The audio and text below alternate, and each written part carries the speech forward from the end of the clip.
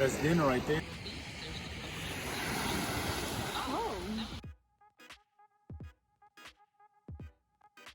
Alrighty, made the first pot of rice, just normal white rice. There it is.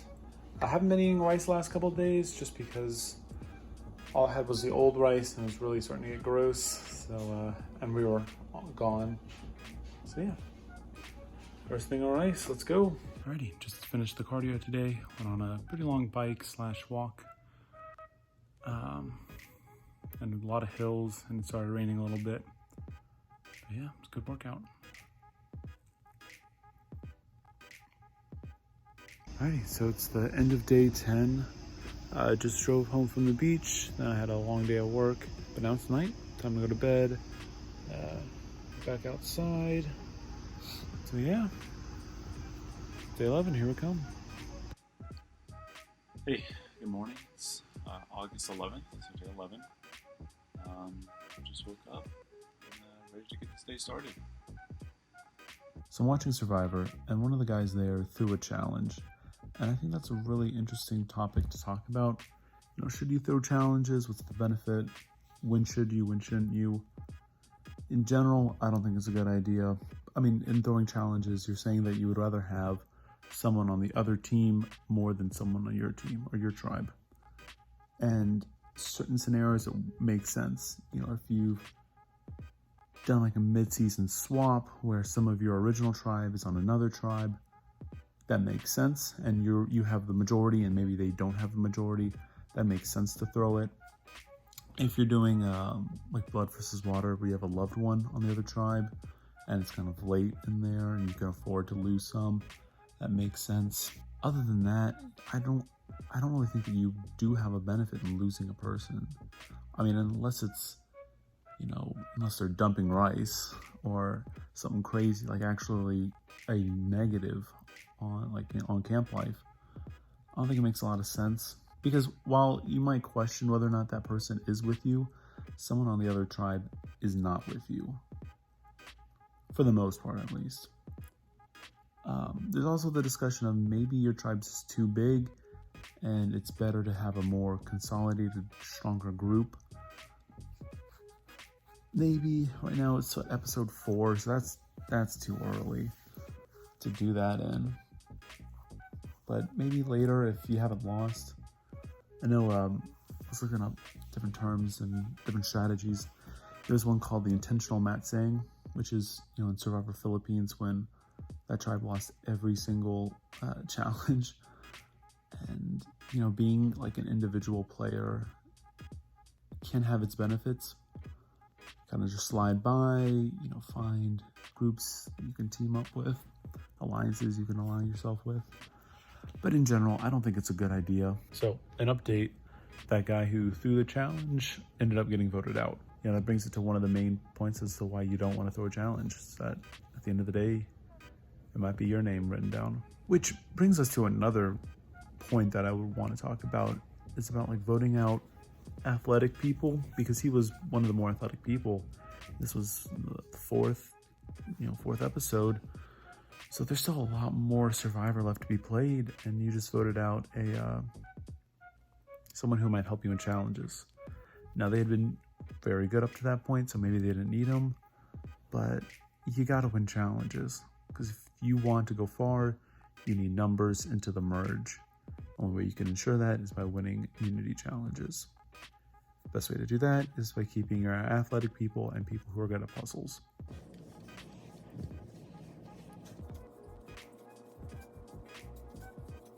It is night 11 going into day 12. Alrighty, today is day 12. This is my breakfast, half a mango. I said that kind of funny. Yeah. Alright, the remains of the mango.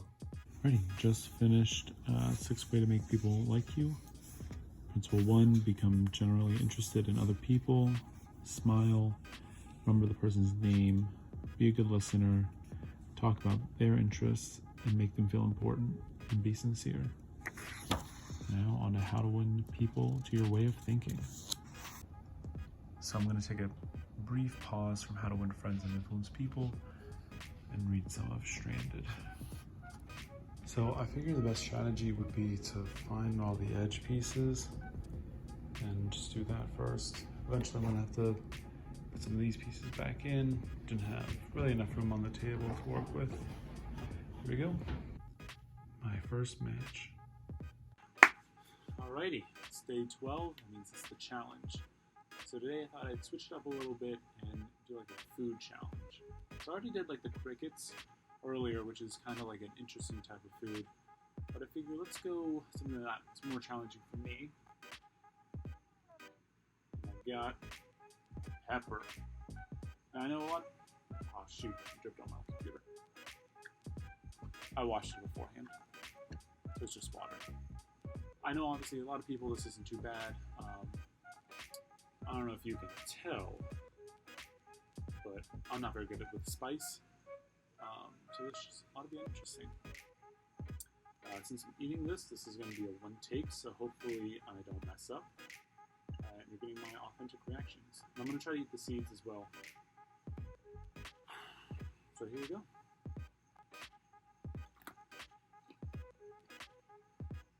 Oh.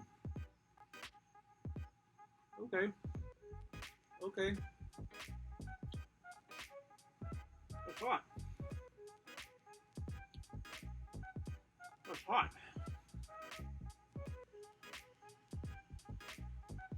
Oh my god. Looks like immediate.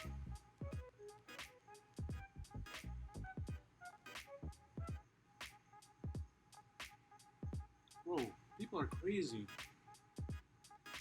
That's the first bite.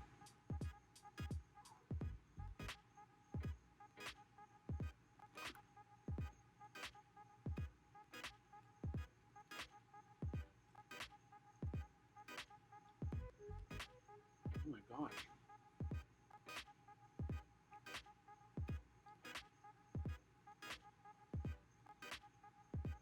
Wait, that's hot. Oh my gosh, my computer. Oh god.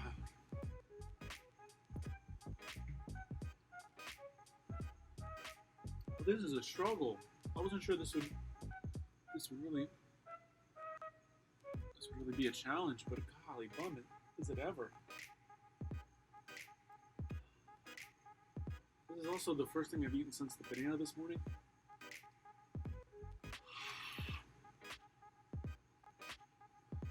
Oh, look, I could breathe fire.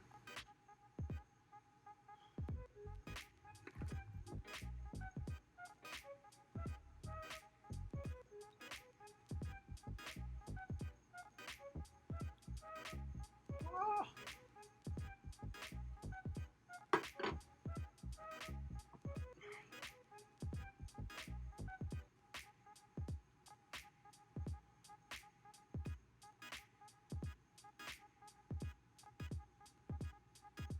Ah! How do people like this?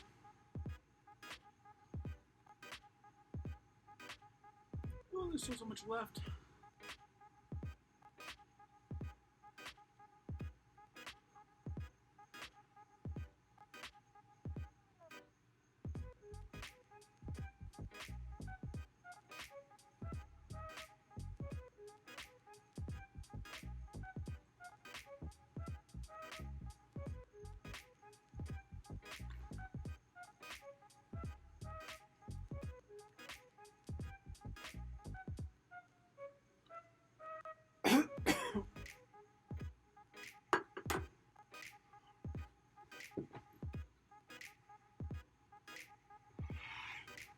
This is so painful.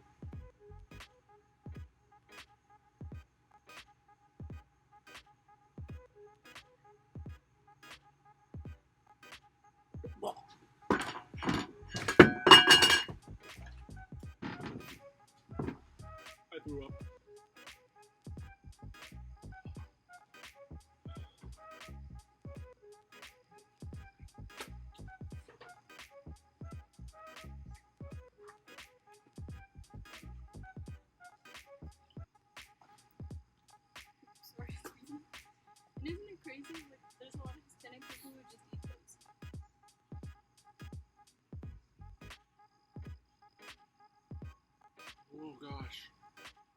had some milk.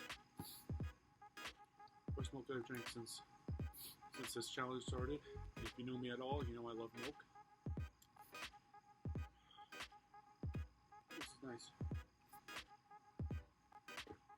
Well, I think it's safe to say that I failed that challenge.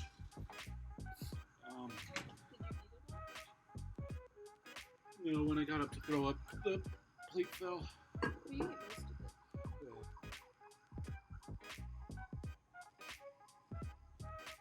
I did not think I was going to throw up. Yeah, that's what hot stuff does. That was crazy. I didn't think you were gonna throw up. You have a really strong gag reflex compared to me. Oh, this is Tessa, by the way. I feel like you get the smallest inkling and you're just like, oh, I'll let it out. You still feeling okay? I feel a lot better now. It's good. Part of the thing, what I was telling you earlier, is like if you eat the seeds, those are hotter than the actual meat of the pepper itself. So when you do eat it, you just gotta like stuff it all in, chew it up, and swallow it, and it'll burn going down in your stomach. But I think it's better than like having to swallow it while you're that nauseous. It's like it just doesn't work. I mean, you could theoretically try and finish eating it now that you have it. I mean, it's been on the floor. That's never stopped you before. No, that's completely wrong. Do you want me to wash it off and bring it? Did you give up? Yeah, that's gonna be an L. Good job though. Like that was definitely a challenge. Yeah, it certainly was. Like the crickets were like mentally hard to get into, but like tasted fine. That's what I've heard. If I'm hungry, I feel like I could eat them. Like just eating them straight up. Wow. Well, you know, this may not have been successful, but it's good television. It was pretty successful though. Pretty successful. So this is what's left. So, like, he did eat most of the seeds, most all of it. Yeah, it's like one bite away. Well, one large bite. Yeah, that's fair. Alrighty, well, cool beans. Alrighty, here are my stats for this episode. So the 10th had a banana, 5th cup of beans, and a cup of rice. 7,095 steps for over 3 miles. I did the bike walk for these distances, and I slept for around 4 hours, 44 minutes. I've gone back to sleep. Sometimes it doesn't record that. The 11th, I had 2 bananas and 2/3 a cup of rice and beans, almost 8,000 steps for 3.7 miles. I did the hand wrist exercises. Slept for 5 hours and 18 minutes. The 12th, I had half of a mango, 1/3 rice and beans, which was what was left of that. 5,953 steps for nearly 3 miles. And the challenge was a jalapeno, which I guess I also ate. So just imagine that was here too. And sleep 6 hours and 5 minutes. I didn't get a lot of sleep this episode, mainly because I had work early in the morning that I had to wake up for. Hey, it's day 12, the night of day 12. So that means it's the 4th 3-day cycle that I've done. I've been able to do it well. I haven't been eating as much, something I've noticed, something I mentioned before. While I can eat, more like 2 bowls of rice and beans is what I said I could do. I've really barely been even eating one, which I guess on the show what I've seen might be actually more realistic. And oddly enough, I came in here expecting food was going to be the hardest thing. I thought I was going to be constantly hungry, wanting to eat everything, and anytime I see food, just want to eat it. And also like feeling very weak. And while both of those are true to an extent, I do see a lot of food. I'm like, man, I would love to eat that. And I do feel a lot weaker than I normally would. The biggest problem is something I didn't really think all that much of. And that is I really don't want to eat anymore. Like I've lost not the ability to be hungry, but I'm not as hungry. Like I want to eat and things look really good, but it's not like, oh, I really need to eat, even though in actuality I really do need to eat. So that's something interesting. I haven't been eating as much, and I still am able to, exercise, walk, do challenges. Like, that hasn't really been affected too much, to my knowledge, at least. Felt a raindrop. So yeah, that's something interesting. It's Wednesday, so 2 days is Friday. That means I'll get to win another food reward. So I'm looking forward to that. That keeps me going, too, knowing that I'll get to eat something good. I still can think back at the KFC and how good that was. Alrighty, well, thanks again for joining me thus far, and see you soon.